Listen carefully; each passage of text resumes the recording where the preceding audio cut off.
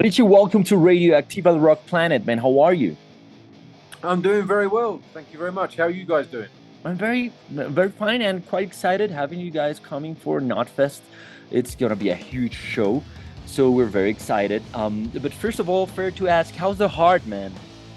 The heart's very well. The heart's very well. Thank you very much for asking. It's we've got to deal with the elevation down here in South America. We've got to deal with a bit differently. But apart from that, it's totally fine. We had a show in Mexico, just outside of Mexico City, a few days ago, where the elevation was quite high, and it was totally fine. So we're looking forward to coming to see you guys. It's been a few years since we've been there, but it's good to be back. We're excited to be back, and we're looking forward to bringing the heavy metal down to you guys again. Cool.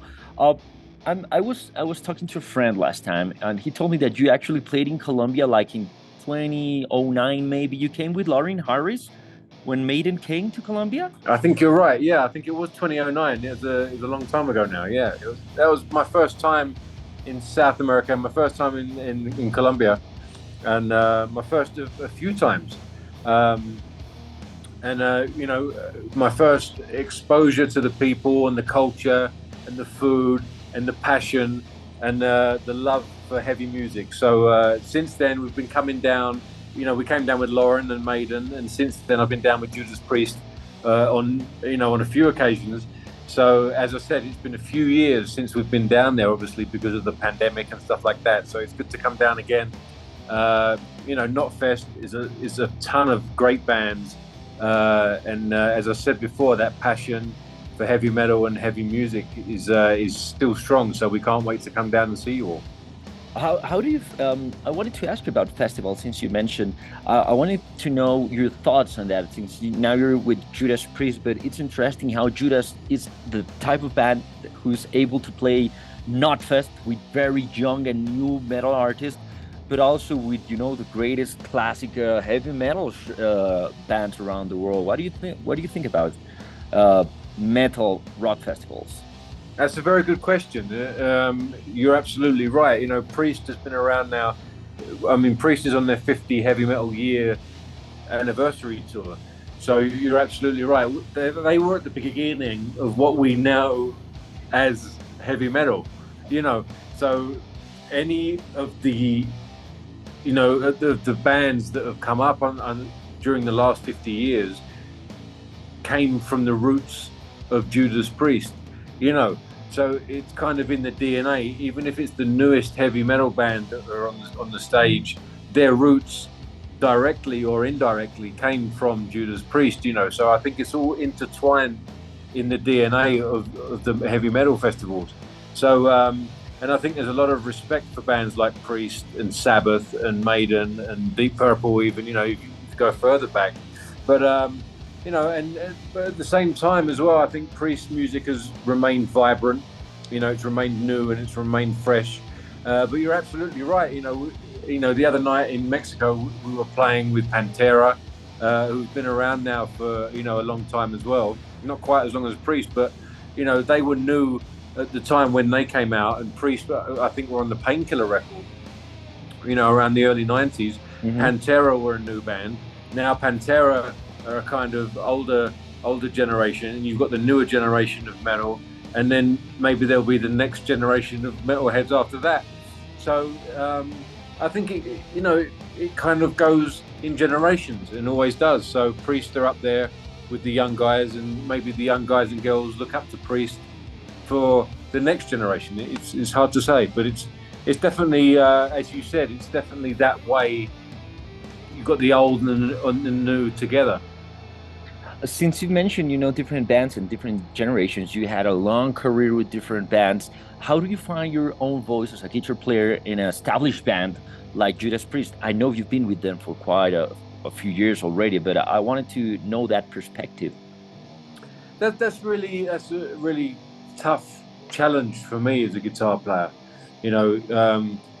I think one of the biggest lessons that Glenn Tipton gave to me was when he was young.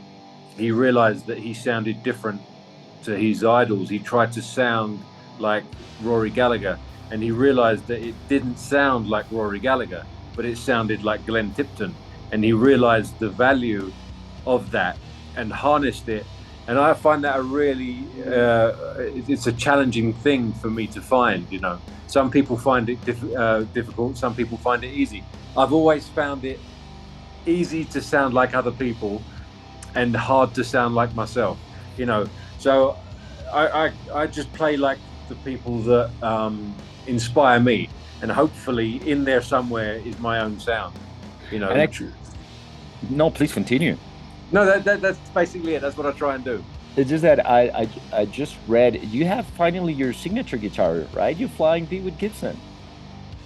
Yes, we've been working on it for a couple of years. We had an Epiphone in 2017, 2018, and we've been working on the Gibson for a couple of years now. We wanted to get through the pandemic and use it live, and now we're finishing it up, and we're going to get to the stage where we release it onto the world. I think hopefully next year. Okay, cool. Another thing I've noticed, if you listen to metal through all these years, and of course Judas celebrating 50, why is tradition so important in metal? I think it's like probably one of, if not the only musical genre that celebrate the legacy of a record, an album. You don't see that. I love grunge, but you don't see the same celebration of the legacy of grunge as what happens with Judas, AC/DC, Iron Maiden. I think it's just different. So why would you say it's so important?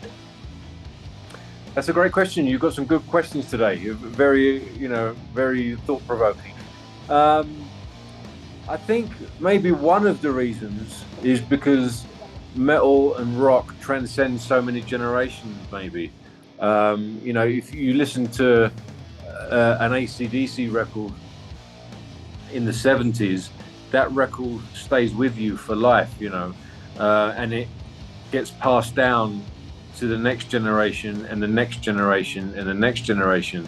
And I think maybe that's why, one of the reasons why it means so much. It's like when you hand down a sacred text, you know, the next generation it takes the sacred text to the next level, you know, and you grow up with it. You grow up with that sacred text as a child, and it becomes part of your life. And then your life becomes the next thing you listen to, and that adds to the text, you know, and it needs to add to the tradition. Maybe something like that, I don't know. But it definitely becomes, it's not something you listen to for 5 minutes. It's something you listen to and you live your life by it and then grow with it, you know, and it stays with you forever. How did it work during the pandemic creatively for Priest? Did you guys keep in touch, send each other's files? I've heard very different kind of stories from lots of bands that I've had the chance to interview during the pandemic and after the pandemic, and every single one of them has a different answer for it. Like some of them just share files through email, some Zoom, some just lost touch. How did it work during those years for Priest? Well, we were very fortunate in a way. Me, Rob, and Glenn got together just before the pandemic. I think it was late or early 2020, just before the major lockdowns happened, and we did a big writing session. So we got the majority of the material fleshed out. By no means finished, but we had the structures of the songs, a collection of songs there, you know. So we got the majority of the ideas there, so that then when the lockdowns happened, I could go away and work out musical parts and sort of flesh those ideas out. But the problem was we couldn't get back together to record them properly, you know, for another couple of years. So we had these ideas there for a couple of years before we could get back together and record them. But the ideas were there. We were lucky enough to have those ideas recorded in a demo form, really. So we had the ideas there before the lockdown shut down. When the lockdowns opened up again, we got back on tour. So the challenge was to get them recorded while being on tour. But it's 2021, 2022 now. So the technological advances with recording allowed us to be able to do that. Some on tour, some of us have recording studios at home now, so we could do them in between the tour cycles, you know. So for example, we would do Europe, and then we would go home and I'd do the guitars at home, with Andy Sneap producing remotely, you know, or we'd go on tour again and Ian would do the bass on the road, and we'd do stuff like that, or we'd do the drums. We did the drums in Nashville, so we were able to do those recordings a lot more easier. We didn't have to be in one place, and we were aware of the time. You know, we'd had two years in lockdown, and we needed to get this record started and recorded. And I think now we just need to do the vocals and a couple of bits of guitar and stuff. The majority is the vocals that Rob needs to do, and I think we're going to do that early next year and get that finished, and then it's done. You know, so we're looking good. We're in good shape, and hopefully it's finished soon. Ben, thank you very much. Really looking forward to see the band. Even though Priest's been here, I think this is going to be like the 4th time. I've never had the chance to watch the show. It'll be good to see you, man. Hopefully you enjoy it. Yeah, I'm pretty sure it's going to be amazing. I'm pretty sure it's going to be mind-blowing, man. So I'll see you here. Looking forward to it, brother. See you soon. Have a nice day. Bye-bye. Bye, man. Bye.